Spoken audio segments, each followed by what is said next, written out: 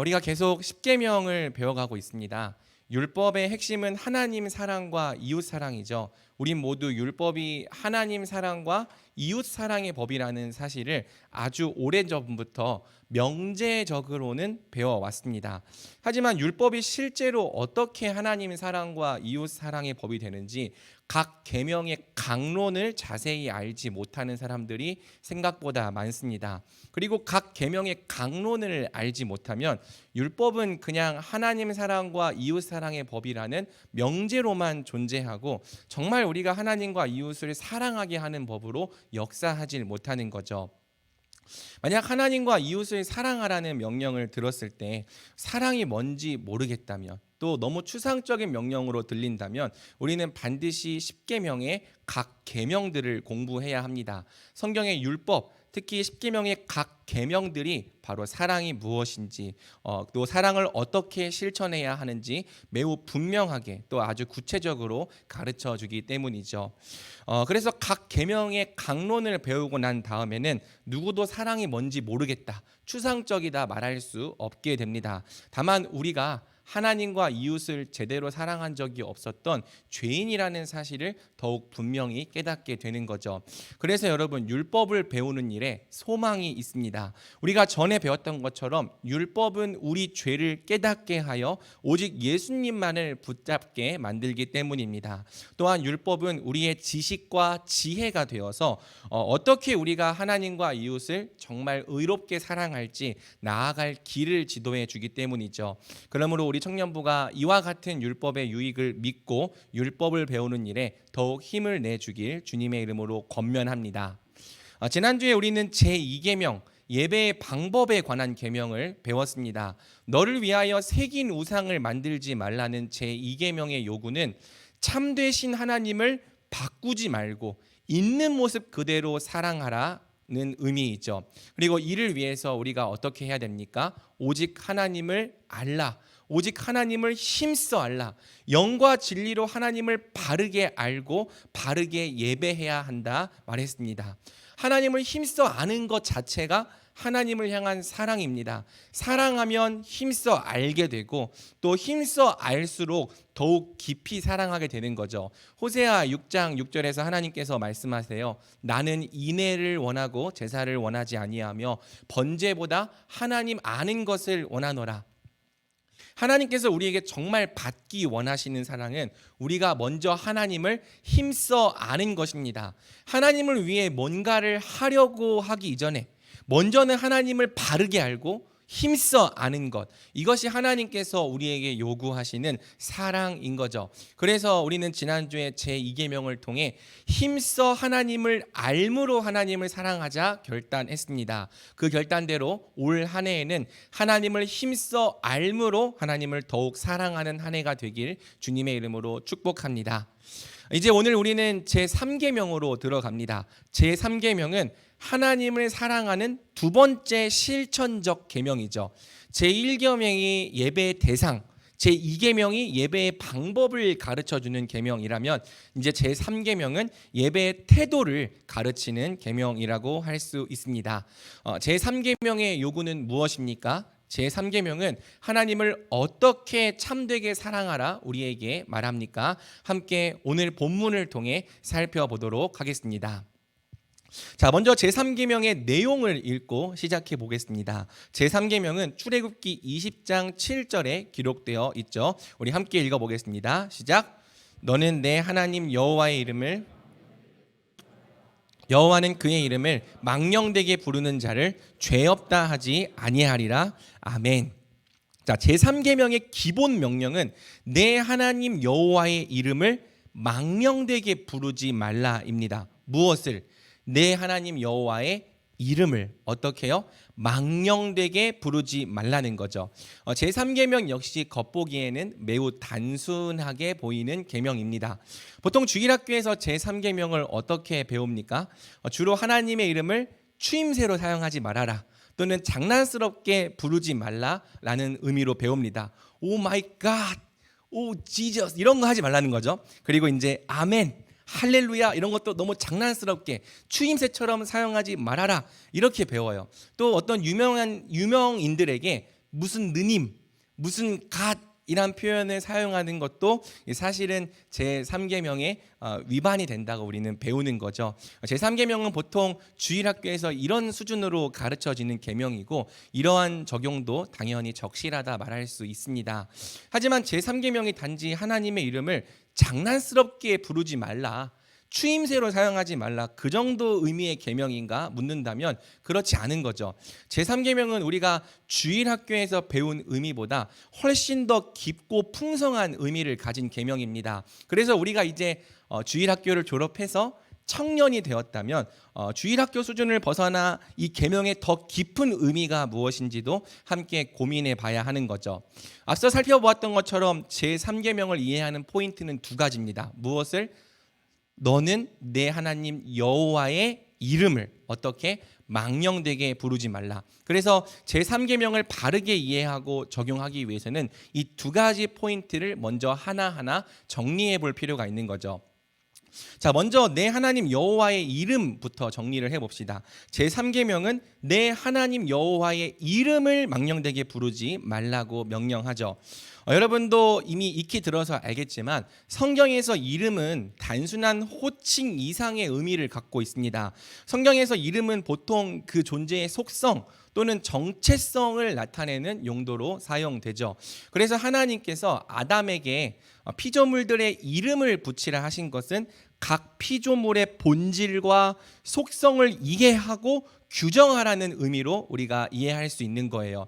피조물의 본질과 속성을 충분히 이해하고 고찰한 다음에 붙일 수 있는 것이 이름인 거죠. 그래서 창세기 2장은 이름 붙이는 일 자체를 사명의 수행으로 묘사합니다. 잘 다스리는 것이 마치 이제 잘 다스리는 것이 이름 붙이는 것이다. 이렇게 설명을 하는 거죠. 또 여러분 성경을 보면 하나님께서 자기 백성의 정체성을 바꾸어 주실 때도 이름을 바꾸어 주시는 경우가 굉장히 많습니다. 예를 들어 아브람은 어떤 이름으로 바꿔 주셨죠? 아브라함. 존귀한 아버지 아브람에서 많은 민족의 아버지 아브라함으로 정체성을 확장해 주신 거예요. 야곱의 경우에는 아예 이름이 완전히 새롭게 바뀌었죠. 야곱은 어떻게 바뀌었죠? 이스라엘로 바뀌었습니다. 속이는 자 야곱에서 이스라엘, 하나님과 겨루어 이긴 자, 또 하나님께서 통치하시는 백성이라는 이름으로 정체성이 바뀐 거죠. 이렇게 성경에서 이름은 그 존재의 속성과 정체성을 나타냅니다. 따라서 하나님의 이름 역시 하나님이 어떤 분이신지, 하나님의 존재와 또 하나님의 속성을 계시하는 이름이다. 우리는 이렇게 이해할 수 있는 거죠. 자, 그런데 여러분, 하나님의 이름에는 피조물과 구별되는 굉장히 독특한 특징이 있습니다. 바로 하나님의 이름은 본유적인 이름이 아니라 하나님께서 친히 우리를 위해 정해주신 이름이라는 특징이 있는 거죠. 제가 좀 어려운 말을 사용했는데 본유적이라는 것은 원래부터 있다, 나면서부터 있다라는 뜻이에요.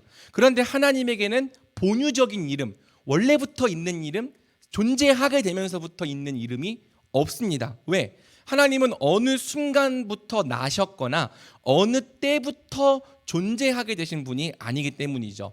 그러니까 하나님은요, 영원 전부터 스스로 계셨습니다.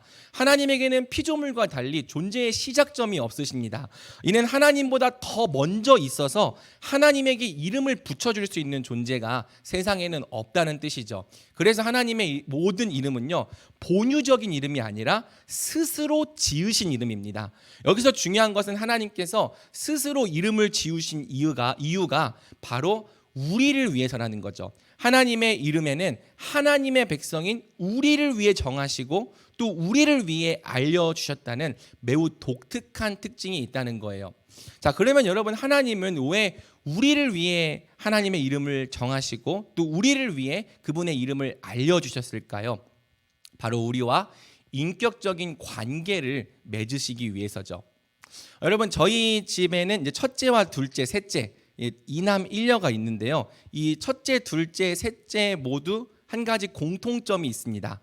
바로 태어나서 엄마보다 아빠를 더 먼저 했다는 점이죠.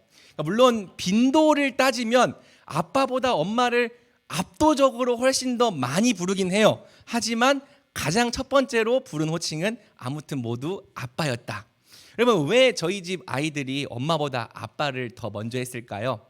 비결은 바로 무한 세뇌 교육, 무한 반복 교육이 있습니다. 그러니까 태어나서 돌이 될 때까지 얼굴을 볼 때마다 아빠, 아빠, 또 안아줄 때도 아빠, 아빠, 열심히 연습을 시키고 무한 반복을 하면 되는 거예요. 그러면 어느새 이제 아가들이 아빠, 아빠바 하다가 아빠 이렇게 하는 거죠. 그러면 아빠 했다, 아빠 했다. 우리 형제들 나중에 꼭 해보시기 바랍니다. 엄마를 이길 수 있는 방법이 딱 하나밖에 없어요. 이게 아빠를 많이 연습시키는 거죠. 근데 그 다음 버전으로는 이제 엄마가 좋아, 아빠가 좋아, 아빠가 좋아 이것도 있어요. 그래서 2살부터 3살 사이에 해야 되는 교육이고요. 그래서 엄마가 좋아, 아빠가 좋아, 아빠가 좋아 이렇게 가르치면은 아빠를 더 좋아하게 됩니다. 근데 첫째는 성공하고 둘째는 실패했어요. 둘째는 엄마가 더 좋대요. 근데 막내는 지금 거의 아빠 쪽으로 넘어왔다. 그래서 우리 집이 지금 3대2가 되었다. 지금 거의 좀 이기고 있습니다. 아무튼 여러분, 제가 왜 굳이 아이들에게 아빠를 무한 반복해 가면서 아빠라는 말을 가르쳐 주었을까요? 바로 제 자녀들과 아빠와 자녀라는 인격적인 관계를 맺고 싶어서입니다. 아이들에게 저는 너희의 아빠다라는 사실을 알려주고 싶은 거예요. 또 너희는 이 아빠의 자녀다라는 사실을 알려주고 싶은 거죠. 무엇보다 저는 아이들이 저를 다른 이름이 아닌 아빠라고 불러주기를 원했습니다. 아이들이 저를 볼 때마다 강호경 씨 오셨습니까? 이러면 이상하잖아요. 아이들이 저를 아빠라고 불러줬으면 좋겠어요. 그래서 제가 아빠 무한 반복 교육을 한 거죠. 물론 엄밀히 말하면 아빠가 제 이름은 아닙니다. 하지만 아이들에게는 아빠가 저를 가리키는 저의 이름인 거예요. 성경에서 하나님이 알려주신 이름도 모두 이런 이름입니다. 성경이 알려주는 하나님의 이름은 하나님의 본유적인 이름이 아니라 우리를 위해서 친히 정하시고 알려주신 이름인 거예요. 그래서 앞으로 우리가 하나님을 부를 때마다 이 이름을 사용하라고 허락해 주신 이름, 그것이 바로 성경이 계시하는 하나님의 이름들입니다. 실제로 성경이 기록된 하나님의 이름들을 몇 개 살펴보면 지금 이게 무슨 말인지를 우리가 이해할 수 있어요. 한번 PPT 보여주시겠습니까? 먼저는 엘로힘, 보통 우리가 이제 하나님이라고 부르는 이름이죠. 이 엘로힘은 전에 살펴봤듯이 하나님의 전능하심을 의미하는 이름입니다. 특별히 우리는 하나님의 창조주 되심과 관련해서 이 이름을 사용해요. 또 여호와, 간혹 교단에 따라서 야훼라고도 부릅니다. 이 여호와란 이름은 I am who I am, 나는 나다, 나는 스스로 있는 자다라는 문장에서 나온 이름이에요. 이 여호와라는 이름은 그 어근의 의미처럼 하나님의 영원하심, 자존하심, 유일하심을 나타내는 거죠. 또 여호와는 하나님의 절대적인 주권과 왕권을 나타내는 이름이기도 합니다. 특별히 저는 이 여호와가 언약적인 이름이라고 전에 가르친 바 있어요. 언약적인 이름이란 언약 관계 안에서 특별하게 사용되는 지극히 인격적이고 친밀한 이름이란 뜻이죠. 오직 저와 결혼한 제 아내만 저를 여보라는 이름으로 부를 수 있습니다. 맞습니까? 그렇다면 여보는 제 아내가 저에게 사용하는 언약적인 이름인 거예요. 또 마찬가지로 저의 자녀들만 저를 아빠라고 부를 수 있습니다. 그렇다면 아빠는 제 자녀들만 사용할 수 있는 저의 언약적인 이름이 되는 거죠. 마찬가지로 하나님이 친히 구원하셔서 자기 백성으로 삼으신 자들만 하나님을 직접 여호와라 부를 수 있습니다. 그래서 여호와는 구약 시대의 하나님을 가장 친밀하게 부르는 이름이었던 거죠. 여호와는 나의 목자시니 내게 부족함이 없으리로다. 지극히 친밀하고 인격적인 언약 관계가 바로 이 여호와라는 이름 속에 들어 있다는 거예요. 자, 그 외에도 구약 성경에 상당히 다양한 하나님의 이름들이 등장합니다. 엘 엘yon, 지극히 높으신 하나님, 엘 샤다이, 전능하신 하나님, 엘 올람, 영원하신 하나님, 엘 로이, 감찰하신 하나님, 여호와 니시, 여호와는 나의 깃발, 여호와 라파, 치료하시는 여호와, 여호와 제바오트, 만군의 여호와, 그다음에 아도나이, 주님이신 하나님. 이 이름들은 모두 하나님이 어떤 분이신지, 또 하나님께서 우리와 어떤 관계를 맺고 계시는지를 친히 알려주시고 우리에게 사용하라고 허락해 주신 이름들인 거죠. 여러분, 여담이지만 이제 여호와라는 이름은 사실상 유실된 이름이기도 합니다. 우리는 매우 당연하게 성경에서 여호와라고 부르지만 사실 히브리어 성경에 표기된 이 네 개의 글자는요, 모음이 없는 네 개의 자음뿐이에요. 원래 고대 히브리어 성경에는 모음이 없었습니다. 그래서 여호와라는 이름도요, 이제 영어 알파벳 YHWH에 해당하는 자음만 적혀 있고요.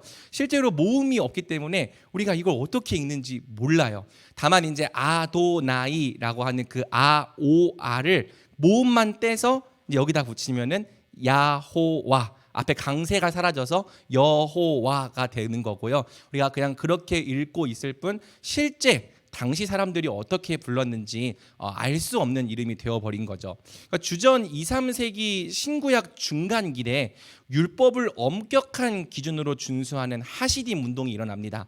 그리고 이 운동의 한 지류가 나중에 바리새파가 돼요. 율법을 엄격히 지켜야 한다 생각했던 당시 유대인들은 제3계명의 근거에서 이 YHWH에 해당되는 이름을 아예 발음하지 않았습니다.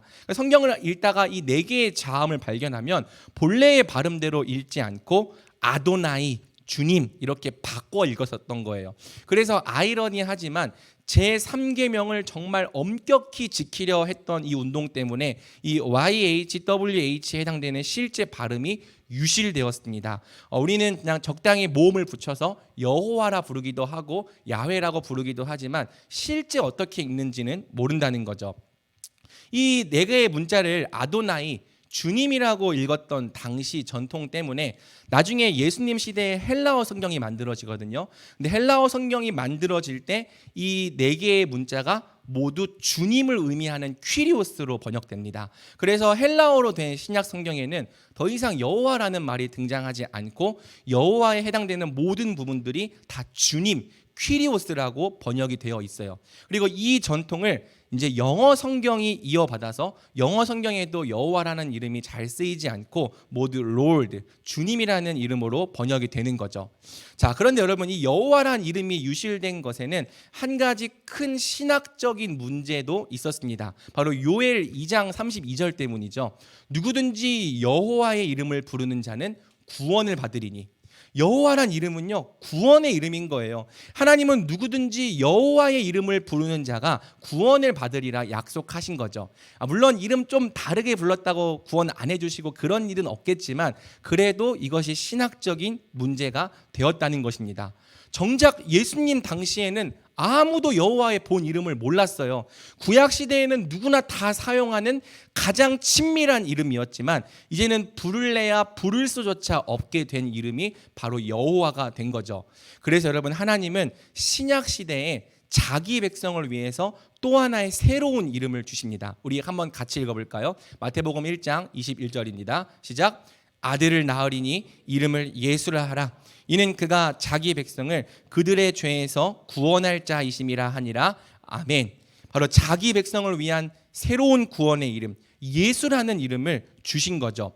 나중에 사도행전 2장에서 베드로는 이 예수라는 이름이 요엘 2장 32절의 성취라고 말합니다. 신약 시대에 불러야 될 새로운 구원의 이름, 예수, 새로운 여호와 예수라고 선포를 하는 거죠. 사도행전 2장 21절입니다. 누구든지 주의 이름을 부르는 자는 구원을 받으리라 하였느니라. 이거 요엘 2장 32절을 인용한 거예요. 그런즉 이스라엘 온 집은 확실히 알지니 너희가 십자가에 못 박은 이 예수를 하나님이 주와 그리스도가 되게 하셨느니라. 다른 이로서는 구원을 받을 수 없나니 천하 사람 중에 구원을 받을 만한 다른 이름을 우리에게 주신 일이 없음이라 하였더라.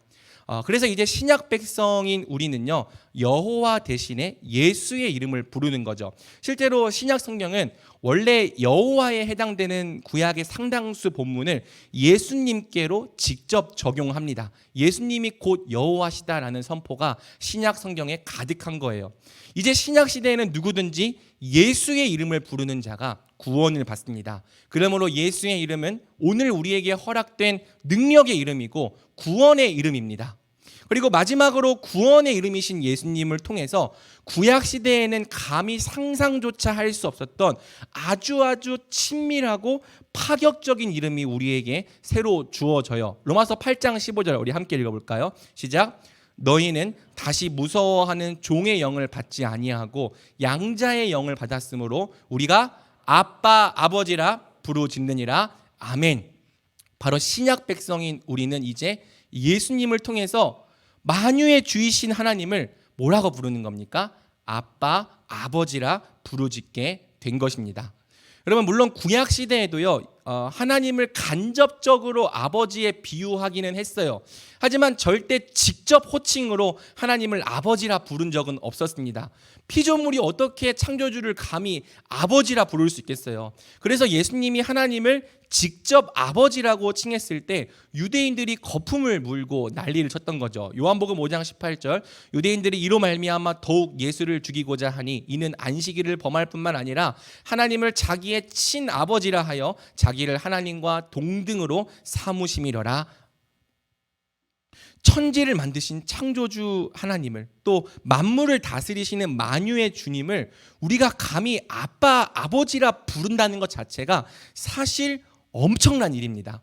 우리가 너무 익숙해져서 그렇지 사실 곰곰이 생각해 보면 하나님을 아버지라 부른다는 건 절대 당연할 수 없는 일인 거예요. 여러분, 여호와라는 이름도 물론 언약적인 이름이고 친밀한 이름이지만 아빠 아버지와는 비교가 안 되죠. 아빠 아버지는 훨씬 더 친밀한 이름이에요. 구약과 비교가 안 되는 아주 가까운 이름인 거죠. 그런데 우리는 이 이름을 받았습니다. 우리가 예수님 안에서 하나님을 감히 아버지라 불러요. 우리에게 주신 양자의 영을 통해서 온 우주보다 크신 하나님을 두려움 없이 깊은 친밀함 안에서 인격적인 사랑으로 진짜 아버지라고 고백합니다. 하나님께서 우리에게 정말 수도 없이 많은 이름을 주셨지만 그중 최고의 절정은 바로 예수 그리스도의 이름이요 또 아빠 아버지인 거죠. 그러므로 사랑하는 여러분, 하나님께서 우리에게 이름을 주셨다는 것 자체가 얼마나 크고 놀라운 은혜인지를 깊이 묵상해 보십시오. 창조주가 피조물에게 굳이 이름을 알려줘야 할 의무가 있습니까? 하나님은요 우리에게 이름을 알려주지 않으셔도 괜찮아요. 오직 피조물에게 합당한 의무만 요구하셔도 괜찮습니다. 하나님께서 우리에게 이름을 알려주시지 않는다고 해도 우리는 전혀 할 말이 없는 존재들이에요. 그만큼 하나님과 우리 사이의 간격은 무한하게 넓습니다. 그런데 만물을 창조하신 하나님이 무려 자신의 이름을 가르쳐 주신 거죠. 하나님께서 자기를 먼저 낮춰주신 겁니다. 먼저 자신을 낮춰서 우리에게 가까이 와주신 거예요. 그래서 이름을 알려주신 것이 은혜고 사랑이죠. 하나님께서 이름을 통해 자신이 어떤 분이신지를 알려주셨어요. 우리가 그 이름을 부르게 하셨고 그 이름을 사용하게 하셨습니다. 뿐만 아니라 하나님은 그 이름의 능력까지도 함께 주셨죠. 누구든지 예수의 이름을 부르는 자 구원받게 하셨습니다. 누구든지 예수의 이름을 믿는 자 하나님의 자녀가 되는 권세를 누리게 하셨습니다. 누구든지 예수의 이름으로 기도하는 자 그 기도를 들어주십니다. 누구든지 예수님 안에서 하나님을 아빠 아버지라 부르며 영과 진리로 예배하는 자 그 예배를 가장 기쁘게 받아주십니다. 그러니 하나님께서 우리에게 이름을 주신 게 얼마나 크고 위대한 은혜입니까? 얼마나 크게 감사하고 감격하고 영원히 찬양해야 될 일입니까? 하나님은 사실상 이름을 주심으로 하나님 자신을 우리에게 주신 거예요. 이름만 주신 게 아니라 그 이름과 함께 하나님 자신을 우리에게 주셨다는 거죠. 그러니 여러분, 만물보다 크신 하나님께서 우리에게 이름 주신 것이 얼마나 큰 은혜인지를 분명히 아십시오. 우리에게 하나님을 부를 수 있는 이름이 있다는 게, 사랑의 이름이 있고 능력의 이름이 있고 구원의 이름이 있다는 것이 얼마나 감격할 만한 구원의 은혜인지 그 사랑에 합당한 영광을 돌리십시오. 우리가 하나님의 이름을 이만큼이라도 정리해 본다면 이제 하나님의 이름을 망령되게 부르는 죄, 하나님의 이름을 가볍게 여기고 우습게 여기고 또 업신 여기는 죄가 얼마나 큰 죄인지 알 준비가 된 것이죠. 자, 그렇다면 이제 하나님의 이름을 망령되게 부른다라는 의미를 살펴봅시다. 여러분, 하나님을 망령되게 부른다는 것이 대체 무슨 의미일까요? 보통 우리는 이 말씀을 경솔하게 부른다, 함부로 부른다, 불경하게 부른다 정도로 이해합니다. 그런 뜻이 당연히 들어있죠. 하지만 여러분, 사실 이 망령되게 부른다라는 이 문장의 번역이 생각보다 만만치가 않아요. 망령되다라는 의미도 좀 고민을 다시 해봐야 되고요. 부르다라는 단어에 고민이 좀 많이 필요합니다. 먼저 망령되다라는 단어부터 살펴봅시다. 사실 망령되다라는 말은 오늘날 우리가 일상에서는 잘 안 사용하는 단어죠. 어디에 많이 등장합니까? 사극에 좀 많이 등장합니다. 국어사전을 보면 늙거나 정신이 흐려서 말이나 행동이 정상을 벗어난 데가 있다라고 정의되어 있는데요. 조금 쉽게 예문을 들면 지금 네가 어느 안전이라고 망령된 말을 함부로 짓거리느냐, 이런 약간 사극 말투, 거기에 약간 등장하는 표현이에요. 왕 앞에서 왕에게 합당하지 않은 말과 행동을 하는 것, 이런 것을 두고 망령되다라고 말할 수 있는 거죠. 그래서 아까 언급했던 경솔하다, 불경하다, 이런 말들이 동의어가 될 수 있는 겁니다. 자, 그런데 원문의 의미는 조금 달라요. 자, 망령되다라고 번역된 이 원래 원문의 단어는 샤브라는 단어입니다. 샤브샤브가 아니고 샤브라고 이렇게 V 발음으로, 죄송해요, 읽어야 됩니다. 아무튼 샤브는 기본적으로 헛되다, 공허하다, 무가치하다, 거짓되다라는 의미를 갖고 있는 단어예요. 성경의 다른 용례들을 살펴보면은 헛되다, 거짓되다, 허탄하다라는 말로 주로 번역됩니다. 그러니까 망령되다라는 것은요, 하나님을 헛된 분으로 취급하는 것, 하나님을 거짓된 분으로 만들고 하나님을 무가치한 분으로 만드는 태도와 관련이 있다, 이렇게 생각을 하면 되는 거예요. 자, 일단 여기까지 정리하고 부르다를 좀 정리해 보겠습니다. 자, 우리 성경에서 부르다라고 번역된 단어는 나사라는 단어인데요. 사실 이 나사라는 단어에는 고민이 좀 많이 필요합니다. 우리 성경은 이 단어를 부르다라고 번역해 놓았는데, 사실 이 단어는 십계명을 제외하면 성경 어디에서도 부르다라고 번역되지 않는 단어예요. 물론 최대한 많이 의역하면 부르다까지 될 수 있겠지만 본래 이 단어의 기본 의미는 부르다와 조금 거리가 있는 거죠. 그럼 나사의 기본 의미가 뭐냐? 이 나사의 기본 의미는 lift up, 뭔가를 들어 올리는 것입니다. and carry, 무언가를 짊어지는 것, 무언가를 짊어지고 옮긴다라는 개념을 갖고 있는 단어예요. 자, 그래서 영어 성경을 보면은 우리 한글 성경이랑은 조금 다른 고민을 했다는 흔적이 보여요. NIV나 NLT 같은 성경은 나사를 이제 misuse라고 번역합니다. 잘못 사용하는 거다라고 번역을 한 거죠. 자, 어떤 식으로든지 하나님의 이름을 잘못 사용하는 것, 남용하는 걸 나사라고 번역한 거예요. 자, 그리고 그 아래 ESV, 또 NASB, 킹 제임스 버전 같은 성경들은요, 나사를 take라고 번역합니다. 이 You shall not take the name of the Lord your God in vain. 이 take란 단어도 사실 의미의 폭이 굉장히 넓은 단어죠. 영어 성경에서 take를 찾으면은 뜻이 엄청 많이 나와요. 그러니까 이 하나님의 이름을 취하는 것, 하나님의 이름을 내거는 것, 하나님의 이름을 사용하는 것, 이 모든 뜻이 다 take란 단어에 담길 수 있습니다. 그래서 저도요, 사실상 take가 가장 완벽한 번역이라고 생각을 합니다. 그러니까 우리는요, 부르다라는 번역 때문에 제3계명의 고정관념이 있어요. 제3계명을 단지 부르는 행위에 제한해서 이해하는 경향이 있습니다. 하지만 사실 제3계명은 단지 이름을 부르는 행위보다 훨씬 더 폭넓은 요구를 가진 계명인 거죠. 그래서 저는 아예 나사의 기본 의미를 살려서 제3계명을 다음과 같이 번역해 보고 싶어요. 내 하나님 여호와의 이름을 망령되게 짊어지지 말라. 어떻습니까? 하나님의 이름을 부를 뿐 아니라 하나님의 이름을 사용하고 하나님의 이름을 내걸고 하나님의 이름으로 행하는 모든 행위를 다 하나로 합치면 하나님의 이름을 짊어지는 것으로 표현할 수 있겠죠. 쉽게 말해 하나님의 백성들은 하나님의 이름을 우리 어깨 위에, 또 우리의 모든 존재 위에 짊어지고 사는 사람들인 겁니다.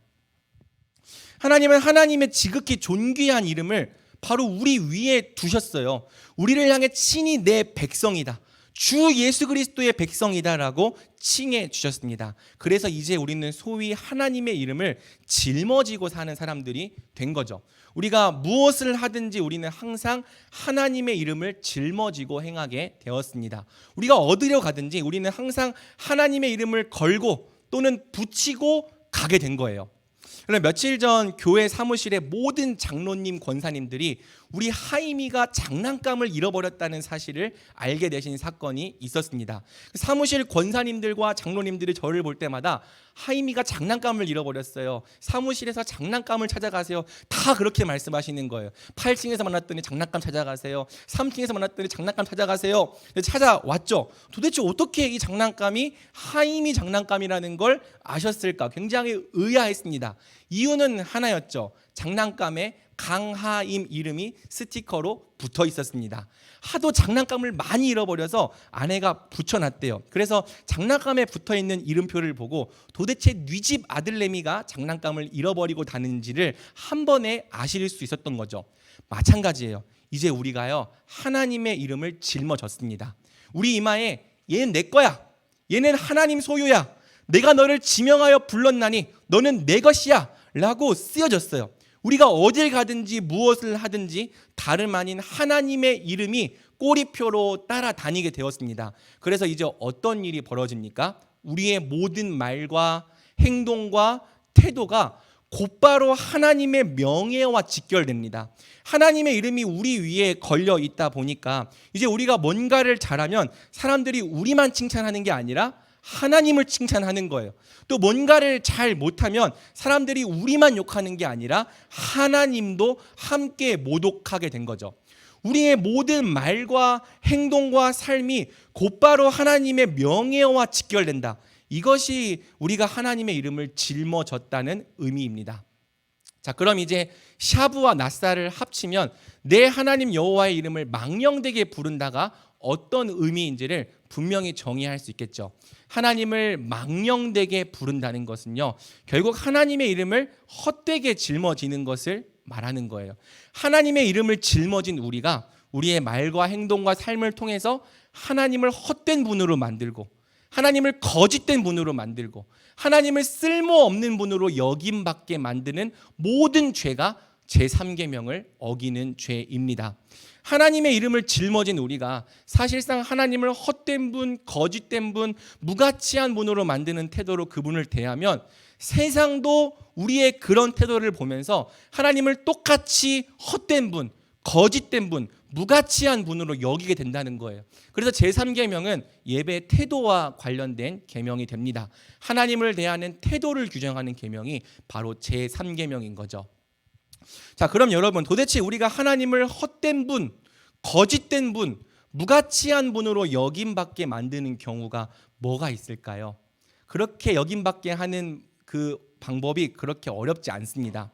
하나님을 믿는다고 말하는 우리가 하나님의 법을 철저히 무시하고 외면하며 살면 됩니다. 하나님을 사랑한다고 말하는 우리가 삶 속에서 하나님을 전혀 생각하지 않고 아예 관심 밖으로 밀어내고 살면 됩니다. 천국을 믿는다고 말하는 우리가 마치 이 땅의 삶이 전부인 것처럼 살면 돼요. 천국을 믿는다 말하는 우리가 이 땅의 일들만 생각하고 이 땅의 것들만 바라고 살아가면 됩니다. 특별히 하나님의 전능하심을 믿는다고 말하는 우리가 하나님보다 돈의 능력을 더 신뢰하고 결과적으로는 하나님보다 돈을 더 선택하며 살아가면 됩니다. 하나님의 값없는 은혜를 믿는다고 말하는 우리가 우리 이웃과 형제들을 향해서는 절대 호의를 베풀지 않으면 됩니다. 값없는 호의를 안 베풀면 돼요. 예수님의 십자가와 죄사함을 믿는다는 우리가 형제를 절대 끝까지 용서하지 않고 미워하면 됩니다. 결국 갈라서고 원수가 돼서 분열되고 소송을 걸고 세상 법정에까지 세워버리면 더욱 완벽하죠. 결혼을 소중하다고 말하는 우리가 결혼을 무시하고 성적으로 방종하면 됩니다. 하나님의 정의와 공의를 믿는다고 말하는 우리가 불의를 저지르고 불법을 저지르면 됩니다. 약자와 가난한 자를 외면하며 살아가면 됩니다. 우리가 하나님을 이렇게 대하고 하나님의 말씀을 이렇게 취급한다면 사람들이 그런 우리의 태도와 삶을 보면서 다음과 같이 말할 거예요. 너희가 믿는 하나님 다 뻥이구나. 너희가 믿는 하나님은 사실상 헛된 분이고 너희를 옳게 살 수 없게 만드는 무능력한 분이고 쓸모없는 분이시구나. 하나님을 믿는다고 말하는 너희가 이토록 하나님을 업신 여기는 삶을 살아가는 걸 보니 마치 하나님이 전혀 없는 것처럼 살아가는 걸 보니 하나님은 실제로 안 계시는 분이구나. 로마서 1장 18절에서 24절은 하나님의 백성이 어떻게 하면 하나님을 헛되고 거짓되고 무가치한 분으로 만들 수 있는지 정확하게 설명해 줍니다. 좀 글씨가 작아서 잘 안 보일 텐데 제가 한번 읽어볼게요. 율법의 교훈을 받아 하나님의 뜻을 알고 지극히 선한 것을 분간하며 맹인의 길을 인도하는 자요 어둠에 있는 자의 빛이요 율법에 있는 지식과 진리의 모본을 가진 자로서 어리석은 자의 교사요 어린아이의 선생이라고 스스로 믿으니 그러면 다른 사람을 가르치는 네가 네 자신은 가르치지 아니하느냐? 도둑질하지 말라 선포하는 네가 도둑질하느냐? 간음하지 말라 말하는 네가 간음하느냐? 우상을 가증히 여기는 네가 신전 물건을 도둑질하느냐? 율법을 자랑하는 네가 율법을 범함으로 하나님을 욕되게 하느냐? 기록된 바와 같이 하나님의 이름이 너희 때문에 이방인 중에서 모독을 받는도다. 여러분, 이 말씀은 기본적으로 당시 유대인들의 죄를 드러낸 말씀이지만 오늘 우리에게도 똑같이 적용될 수 있는 말씀입니다. 여러분, 18절의 말씀처럼 기독교는 진리를 자처하는 종교예요. 어디나가서 진리를 말하고 진리를 가르친다고 말하는 종교입니다. 하나님의 뜻을 알고 지극히 선한 것을 분간한다고 말하는 종교예요. 맹인의 길을 인도하고 또 어둠에 있는 자의 빛이 되어준다고 말하는 종교입니다. 실제로 기독교가 그런 일을 해야죠. 죄인들의 죄를 드러내야 돼요. 죄를 깨닫게 함으로 회개하게 해야 됩니다. 그래서 유일한 길과 진리이신 예수님을 믿고 영접하게 해야 하죠. 또한 영접한 다음에는 성경이 지시하는 정의롭고 공의로운 삶을 살도록 힘써 가르쳐야 됩니다. 기독교는 진리를 자처하기만 할 뿐 아니라 정말 세상을 헤매고 있는 사람들의 길이 되어 주어야 되고 빛이 되어 주어야 되고 진리가 되어 주어야 하는 거죠. 여러분, 그래야 사람들이 기독교 안에서 소망을 발견하지 않겠습니까? 그래야 사람들이 기독교의 진리를 우와 진짜 진리구나 믿고 따르지 않겠습니까? 자, 그런데 하나님의 진리를 거짓 것으로 만드는 아주 쉬운 길이 존재한다는 거죠. 그러면 다른 사람을 가르치는 네가 내 자신은 가르치지 아니하느냐?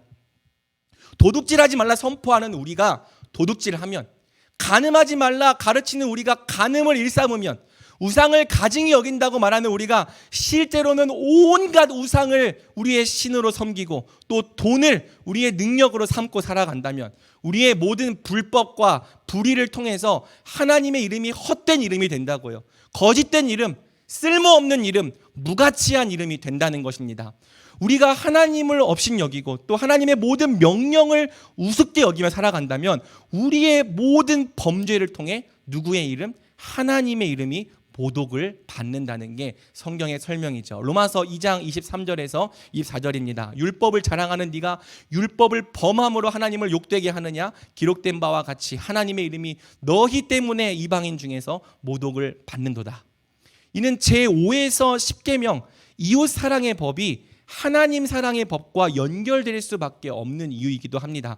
우리가 제1에서 4계명뿐 아니라 제5에서 10계명 이웃 사랑의 법을 어겨도 하나님의 이름이 모독을 받아요. 왜? 제5에서 10계명을 주신 분도 하나님이기 때문이죠. 다름 아닌 하나님께서 이웃을 사랑하라고 명령하셨기 때문에 우리가 하나님의 법을 가볍게 여겨서 이웃을 멸시하면 그 법을 주신 하나님도 함께 멸시를 받게 되는 겁니다.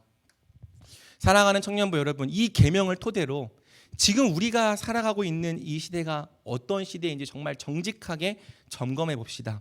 물론 여전히 하나님을 경외하는 선하고 의로운 삶을 통해서 하나님의 이름이 거룩히 여김받게 하는 사람들도 많아요. 어느 시대든지 바알에게 무릎 꿇지 않은 7,000명은 있기 마련이죠. 하지만 오늘날 우리 조국교회의 위상을 한번 보십시오. 우리 기독교의 별명이 개독교입니다. 목사의 별명은 먹사예요. 지금 우리 한국 교회 역사상 교회가 가장 많이 욕을 먹는 시대를 살아가고 있습니다. 거룩하게 살아서 욕을 먹는 게 아니고 거룩하게 못 살아서 욕을 먹는 시대를 우리가 살아가고 있어요. 교회의 위상이 높아지기는커녕 바닥을 뚫고 아예 땅속으로 들어가 버리는 시대를 우리가 살아가고 있습니다.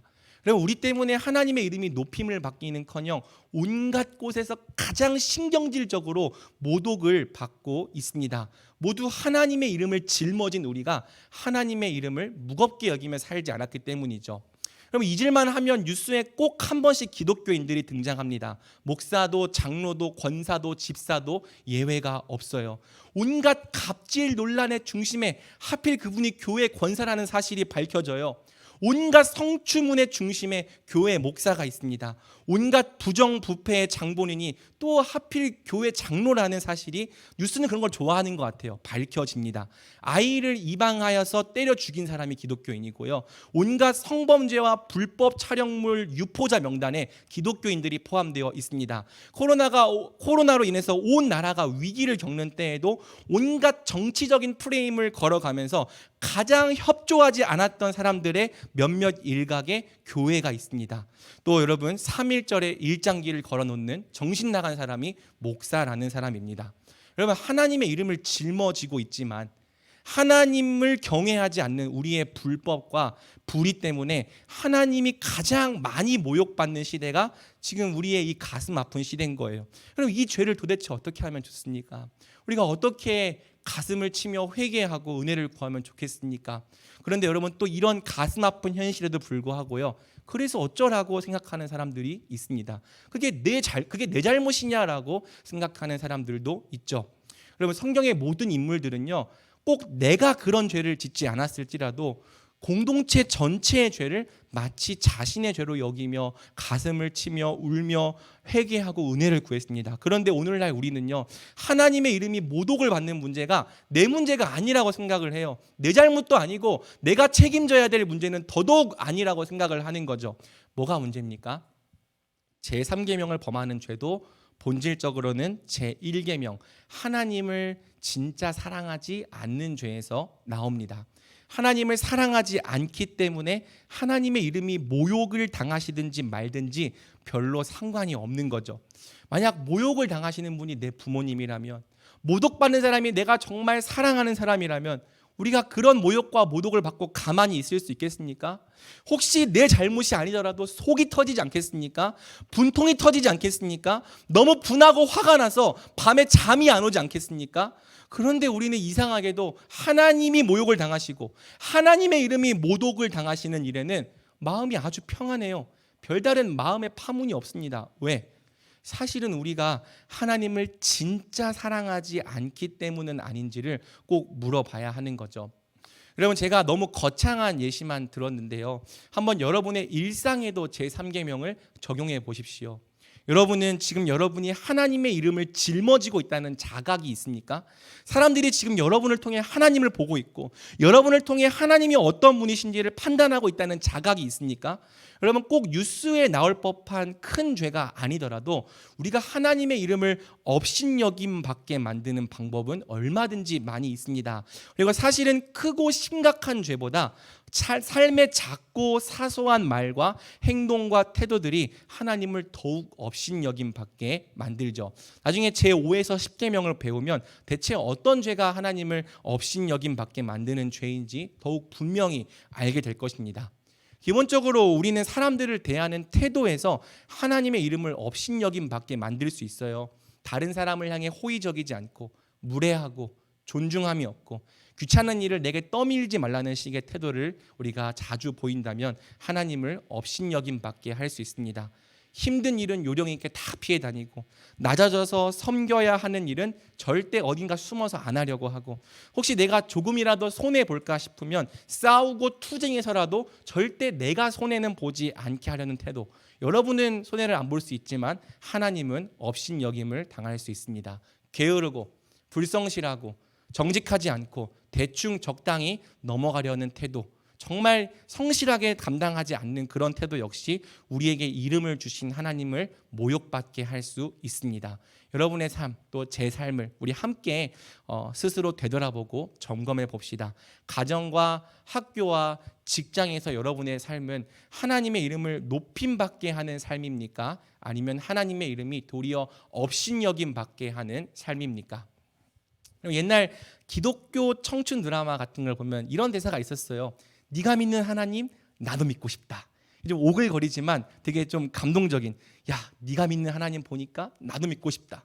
근데 오늘날 일상에서의 우리 삶은 네가 믿는 하나님 나도 믿고 싶다라고 말하게 만드는 삶입니까? 아니면 네가 믿는 하나님만큼은 절대 믿고 싶지 않다라고 말하게 만드는 삶입니까? 지금 우리는 우리 삶 속에서 하나님의 이름을 어떻게 짊어지고 살아가고 있습니까?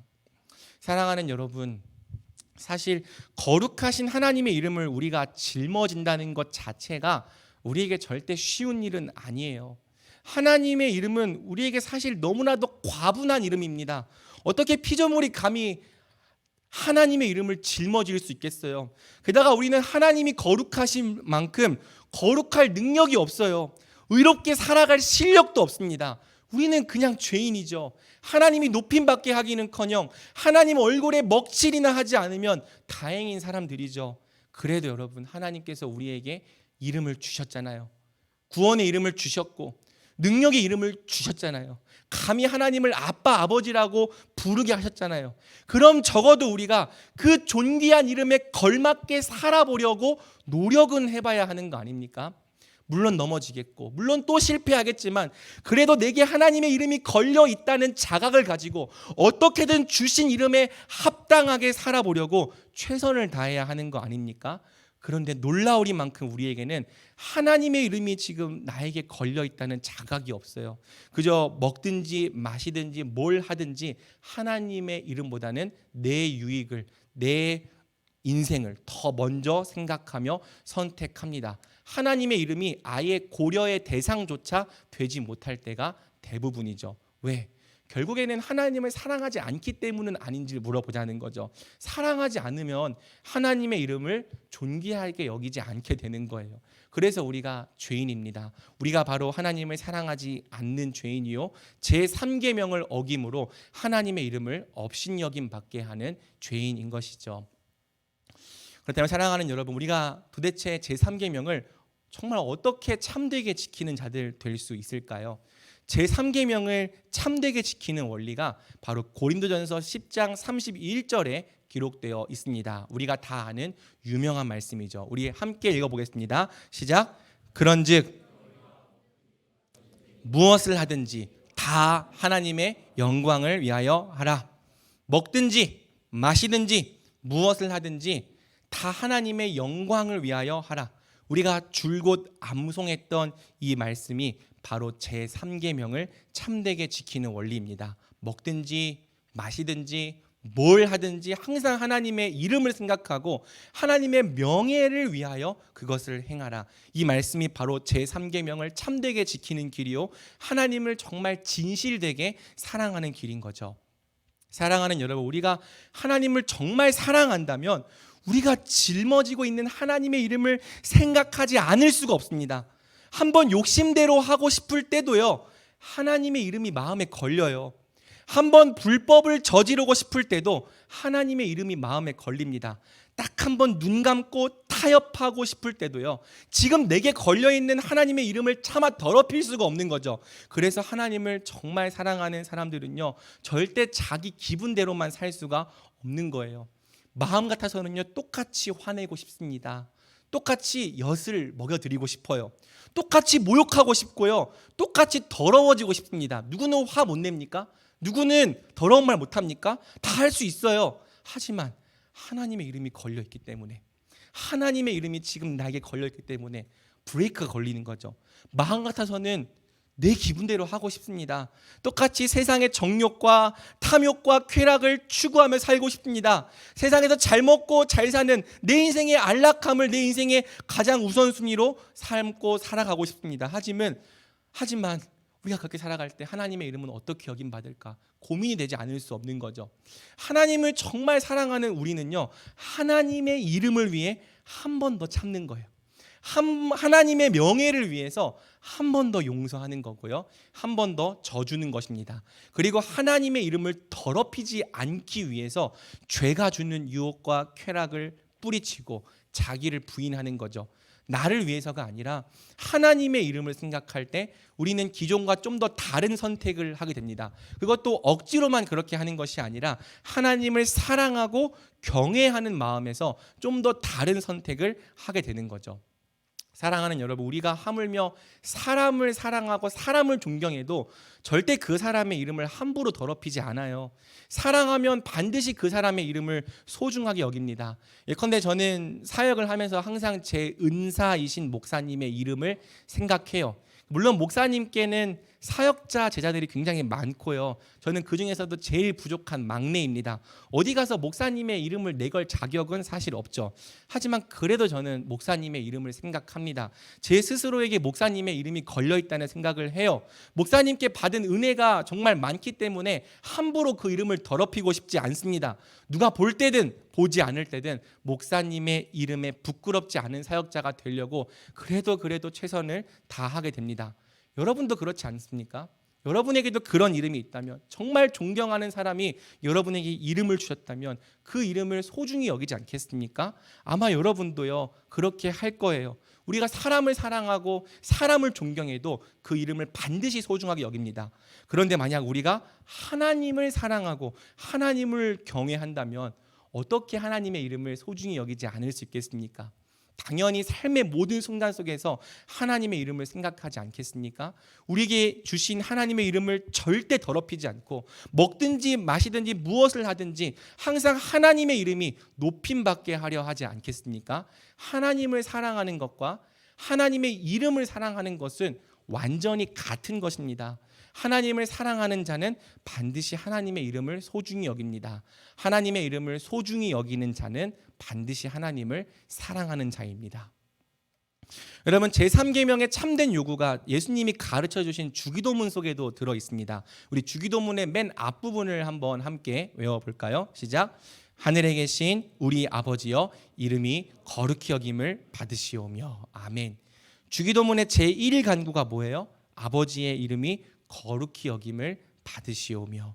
이 기도가 바로 제3계명을 통해 하나님을 사랑하기 원하는 기도입니다. 하나님을 사랑하면 하나님의 이름이 거룩히 여김 받기를 원하는 거예요. 나를 통해 하나님의 이름이 높아지고, 나를 통해 하나님의 이름이 영광을 받으며, 나를 통해 하나님의 이름이 찬양받기를 마음 깊이 소원하게 되는 겁니다. 그래서 하나님을 정말 사랑하는 사람은 단지 하나님의 이름을 더럽히지 않는 수준이 아니라 나를 통하여 하나님의 이름이 거룩히 여김을 받도록 모든 일에 더욱 최선을 다하는 거죠. 마지막으로 제3계명에는 선교의 명령까지 들어 있어요. 왜? 하나님의 이름은 단지 나한테만 거룩히 여김 받는 게 아니라 모든 사람, 모든 민족, 모든 나라로부터도 거룩히 여김을 받아야 하기 때문입니다. 하나님의 이름은요, 나뿐만이 아니라 내 가정에서도 거룩히 여김 받아야 되는 이름이에요. 하나님의 이름은 나뿐만이 아니라 우리 학교에서도, 캠퍼스에서도, 내 믿지 않는 친구들에게서도 거룩히 여김을 받아야 하는 이름입니다. 하나님의 이름은 내가 속한 일터와 직장과 사업장에서도 거룩히 여김을 받아야 하고요, 우리 대전과 대한민국 전체와 온 열방에서도 마땅히 거룩히 여김을 받아야 하는 이름입니다. 모든 피조물에게 언제나 마땅히 거룩히 여김 받아야 하는 이름이 바로 우리 하나님 이름이죠. 그래서 하나님을 정말 사랑하고 하나님의 이름을 거룩히 여기는 하나님 백성들 어떻게 살아갑니까? 선교하는 삶을 살아가는 거예요. 말과 행동과 삶으로 복음을 전하는 삶을 살아가는 거죠. 하나님을 몰랐던 사람들이, 하나님의 이름을 전혀 거룩히 여기지 않았던 사람들이 나를 통해 하나님을 알고 나를 통해 복음을 듣고 믿어서 하나님을 예배하는 사람 되게 하는 겁니다. 하나님의 이름을 거룩히 여기는 삶을 살아가게 하는 선교적인 삶을 살아가는 겁니다. 그래서 제3계명은 선교의 명령이 들어있는 계명이에요. 먼저는 나를 통해 하나님의 이름이 거룩히 여김 받으소서, 또 내가 속한 모든 곳에서, 모든 나라와 모든 족속과 모든 열방에서도 하나님의 이름이 거룩히 여김을 받으시옵소서. 제3계명에 헌신된 제자는 반드시 내가 밟는 모든 땅에서 하나님의 이름을 높이는 삶을 살아가게 되는 거죠. 말씀을 맺겠습니다. 제3계명에도 부과된 논리가 있습니다. 출애굽기 20장 7절입니다. 너는 내 하나님 여호와의 이름을 망령되게 부르지 말라. 여호와는 그의 이름을 망령되게 부르는 자를 죄 없다 하지 아니하리라. 하나님의 이름을 망령되게 부르는 자를 죄 없다 하지 않겠다. 이 말씀이 제3계명에 부과된 논리입니다. 그런데 우리가 우리말 번역으로 보면 조금 느슨하게 보여요. 이름을 망령되게 부르는 죄가 아주 큰 죄는 아니지만 죄가 없다고는 하지 않겠다. 이런 뉘앙스로 보여지는 거죠. 하지만 실제 의미는 정반대입니다. 죄 없다 하지 않겠다라는 말씀은 반드시 유죄로 판결하시겠다는 뜻입니다. 소요리 문답 제56문이 이를 잘 정리해 줍니다. 제가 질문하면 여러분들이 한번 답변해 주십시오. 제3계명에 부과된 논리는 무엇입니까? 제3계명에 부과된 논리는 이 계명을 깨트리는 자들은 비록 사람들로부터 징계를 피할 수 있지만 주 우리의 하나님은 그들로 그분의 의로운 심판을 피하지 못하게 하신다는 것입니다. 여러분, 하나님을 대하는 태도, 하나님의 이름을 가볍게 여기고 우습게 여기는 태도는 겉으로 드러날 수도 있지만 안 드러날 수도 있는 태도예요. 겉으로는 하나님을 경외하는 척하면서 실제로는 하나님을 우습게 여기는 태도가 우리 가운데 얼마든지 있을 수 있다는 거죠. 여기에 대해 제56문은 말하는 겁니다. 이 계명을 깨트리는 자들은 비록 사람들로부터는 징계를 피할지라도 주 우리의 하나님께서 절대 그분의 의로운 심판을 피하지 못하게 하신다. 즉 각 사람의 중심을 보시는 하나님께서 하나님의 이름을 업신 여기는 태도를 반드시 보시고 확인하셔서 유죄로 판결하시겠다는 뜻인 거죠. 그만큼 하나님은 제3계명, 즉 하나님의 이름을 짊어지는 우리의 태도를 중요하게 보시겠다는 뜻입니다. 그러므로 사랑하는 청년부 여러분, 오늘 우리가 제3계명을 정말 마음에 깊이 새깁시다. 우리에게 이름을 주신 하나님을 찬양하고 또 그분께 감사와 경배를 드리며 그분의 존귀한 이름을 정말 경외하는 태도로 우리 어깨에 짊어집시다. 그리고 먹든지 마시든지 무엇을 하든지 항상 하나님의 영광과 하나님의 명예를 위해 살아갑시다. 우리가 속한 모든 곳에서 항상 하나님의 이름이 거룩히 여김 받게 합시다. 우리 청년부가 제3계명 하나님의 이름을 거룩히 여김으로 하나님을 사랑하는 청년부가 되길 우리 주님의 이름으로 축복합니다. 아멘.